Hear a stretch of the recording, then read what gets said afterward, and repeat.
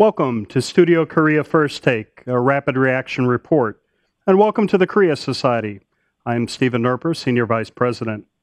For reflections on the historic May summit between Presidents Park Geun-hye and Barack Obama, we are joined by Scott Snyder, Senior Fellow for Korea Studies and Director of the Program on U.S.-Korea Policy at the Council on Foreign Relations. Scott, welcome, and delighted to have you back. Good to be here, Steve. Scott, your thoughts on the meeting between Presidents Park and Obama and the atmospherics conveyed? Well, I think that both presidents, this was their first in-person meeting, and I thought that both of them worked hard to project messages of assurance to each other on the basis of close cooperation and shared common interests. President Obama, I think, indicated clearly the U.S. security and defense commitment to South Korea, and also cited in his remarks that President Park is a cool and seasoned crisis manager who has shown her strong leadership qualities already in office. Mm-hmm. And how does the joint declaration between the two hold up against the 2009 joint statement? Well, this is the 60th anniversary of the U.S.-Korea alliance, and so this joint declaration was released in that context. It draws on many elements of the June 2009 joint vision that was released when President Lee visited President Obama. But there are a couple of differences. One is that I think that the challenge of dealing with North Korea was elevated in the statement.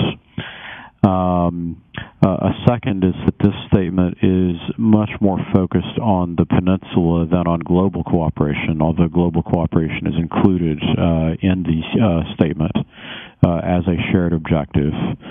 And a third aspect is that it talks about President Park's own desire to build trust with North Korea, but it clearly places that trust-building process in the context of the objective of trying to bring North Korea into compliance with its international obligations.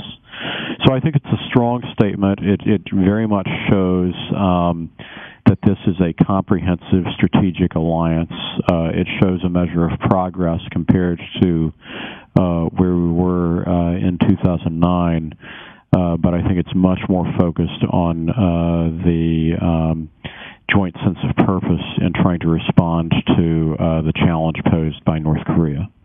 And Scott, what do you think will be the reaction in Pyongyang? Well, I think that both presidents delivered a strong and stern message that probably leadership in Pyongyang is not going to like to hear.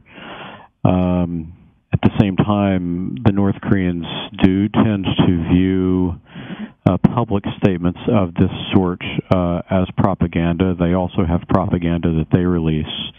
And so I think that with regards to their ongoing efforts to evaluate Park Geun-hye, probably the missing element that we don't see yet and perhaps won't see for a period of time is whether or not or how the South Korean government positions itself in terms of any private messages that it tries to deliver to North Korea and whether North Korea can find a way to respond.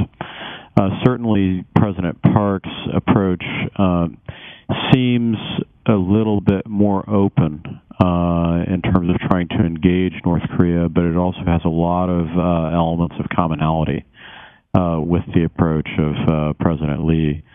And so it's going to be very interesting to see whether North Korea is willing to try to pick up on the positive elements or whether they move into a more confrontational approach as they try to manage the inter-Korean relationship.